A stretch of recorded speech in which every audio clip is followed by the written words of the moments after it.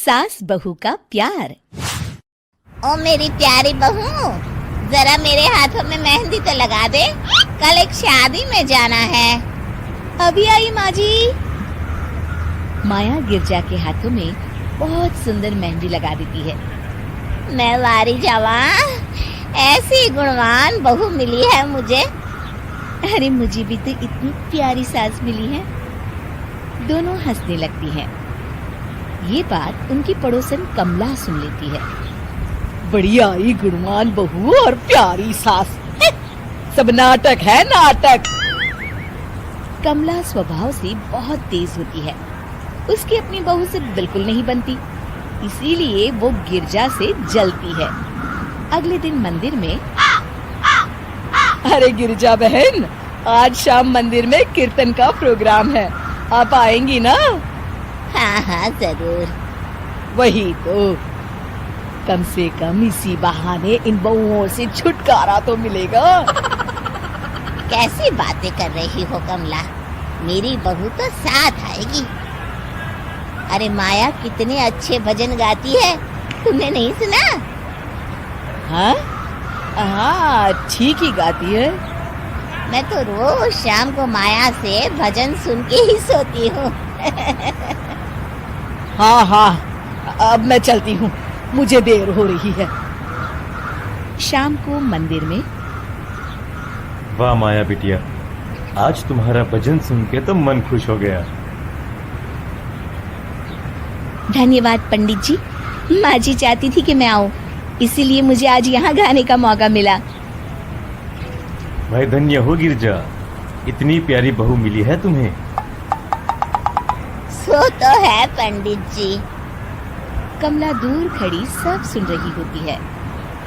इनका प्यार तो अब मैं निकालती हूँ। अगले दिन कमला छत से माया को आवाज लगाती है। अरे माया, जी बुआ जी। जरा इधर तो आना, कुछ बताना है। अभी आई बुआ जी। क्या हुआ? माया कमला के पास जाती है। पता है, कल सुबह गिरजा मंदिर में कह रही थी कि उसकी किस्मत फूट गई जो उसे तेरे जैसी बहू मिली।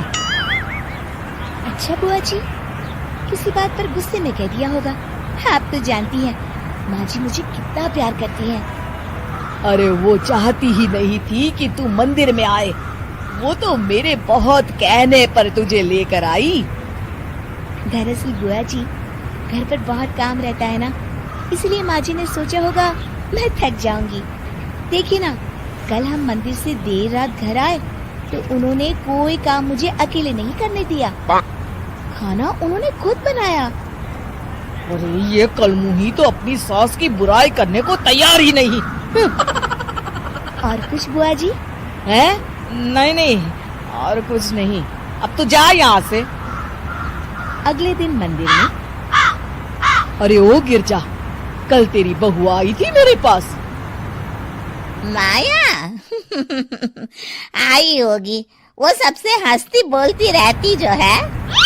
अरे हंसना बोलना क्या, तुझे कोस रही थी। ऐसा हो ही नहीं सकता, तुझे सुनने में कोई गलती हुई होगी। कसम से गिरजा, वो कह रही थी मुझे तो मेरी सास ने नौकर समझ लिया है। दिन भर घर का काम करती रहती हूँ मैं, और मेरी सास आराम करती है। अरे ज्यादा काम से थक गई होगी तो गुस्से में कह दिया होगा। वैसे भी काम तो वो करती ही है। मुझे आराम की आदत उसी ने लगाई है। हाँ। जो भी हो, थोड़ी नकेल कस ले, बाद में ये बहुएं सास को घर से ही निकाल देती है। कैसी बातें करती हैं कमला, मैं तो कहूँगी तू अपनी बहू के साथ प्यार से रहा कर, इधर उधर की बातों में ज्यादा ध्यान मत दिया कर। बड़ी आई मुझे सिखाने, मैंने तो तेरी भलाई के लिए कहा था, नहीं सुनना तो जा यहाँ से। अगले दिन, क्या हुआ माँ जी? कमला बुआ जी क्या कह रही थी? तू तो जानती है कमला और उसकी बातें। हाँ हाँ, बड़ी परेशान है हमारा प्यार देखकर। अरे ना समझ है वो। दोनों खिलखिलाने लगती हैं। शाम को कमला मंदिर के कोने में अकेली बैठी होती है। क्या हुआ कमला बेटी? पंडित जी, मैं बहुत परेशान हूँ। मेरी बहू मुझे प्यार नहीं करती। वही गिरजा की बहू उस पर जान छिड़कती है। ये तो अपनी अपनी करनी है बेटा। गिरजा की बहू ही नहीं, गिरजा खुद भी तो अपनी बहू को जान से ज्यादा चाहती है ना। सो तो है। बस बिटिया, इसी में सारा भेद छुपा है। प्यार दो तो प्यार मिलेगा ही।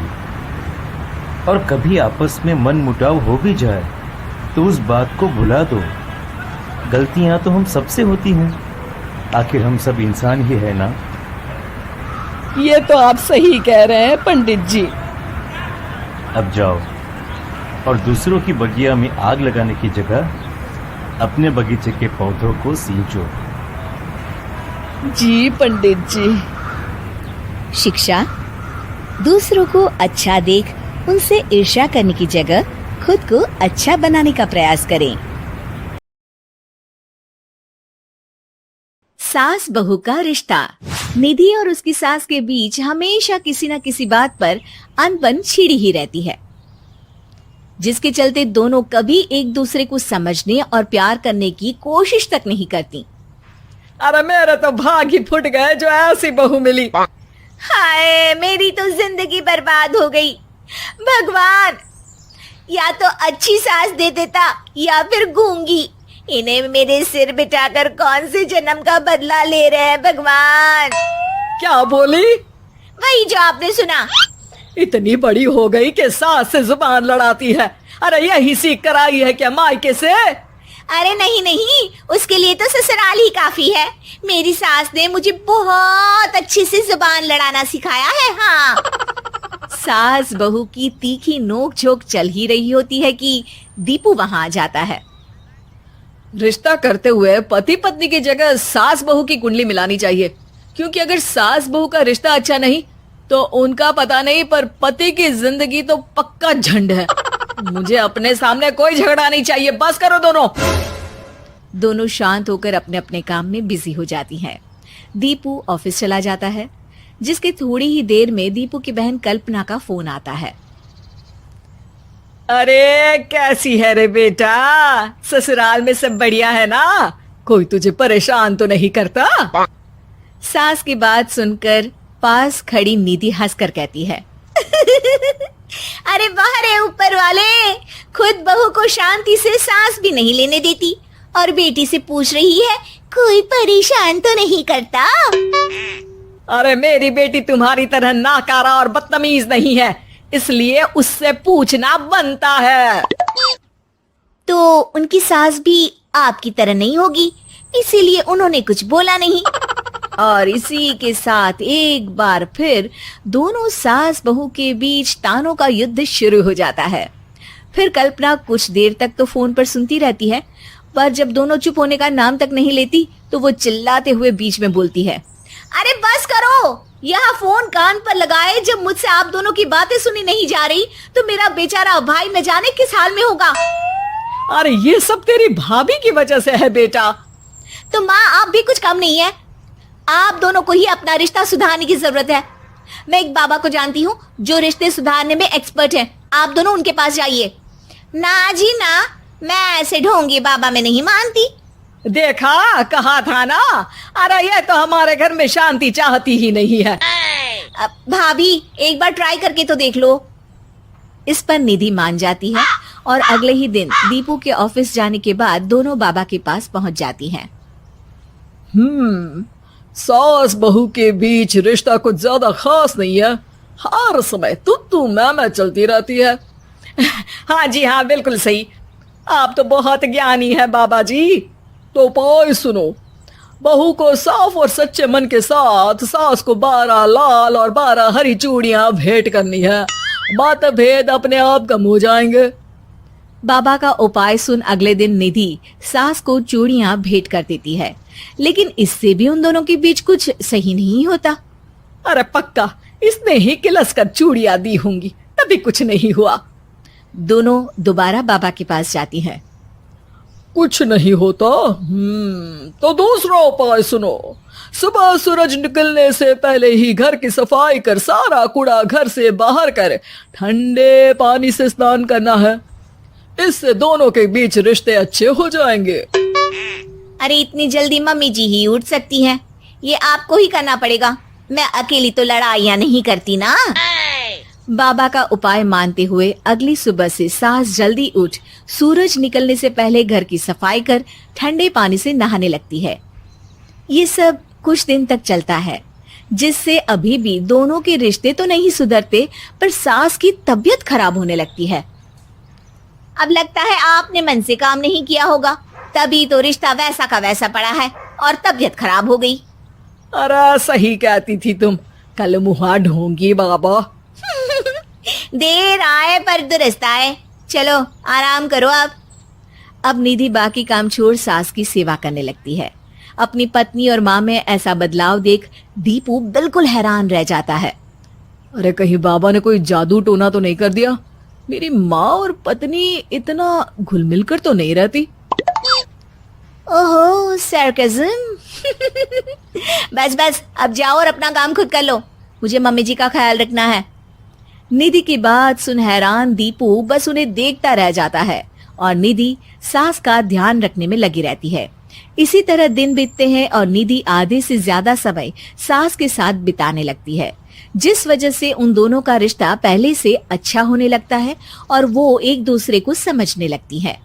बहू, मैं सोचती हूँ एक बार उसे ढोंगी बाबा के पास जाना चाहिए, उसे सबक सिखाने के लिए। अरे पर मम्मी जी उसकी क्या जरूरत है, हमारे घर में सब ठीक है, फिर वो कुछ भी करे हमें उससे क्या। दोनों के बीच ये बात हो ही रही होती है कि तभी बाबा कल्पना के साथ उनके घर आ जाते हैं। माँ, बाबा आप दोनों से मिलना चाहते थे, इसलिए मैं उन्हें यहाँ ले आई। अरे पर हमें इस ढोंगी बाबा से नहीं मिलना। हाँ, मेरी बहू बिल्कुल सही कह रही है। जो कुछ समय पहले एक दूसरे को मारने को चलती थी, आज एक ही लय में बात कर रही है। आपको अपने रिश्ते के लिए किसी बाबा के नहीं, अपने आप की जरूरत होती है। रिश्ता सुधारने के लिए जरूरी है कि सास बहू को अपनी बेटी और बहू सास को अपनी माँ जैसा समझे और प्यार दे। उपाय तो बस एक तरीका है लोगों को समझाने का कि असली उपाय उनके पास ही है, आपको बस उन्हें समझना है।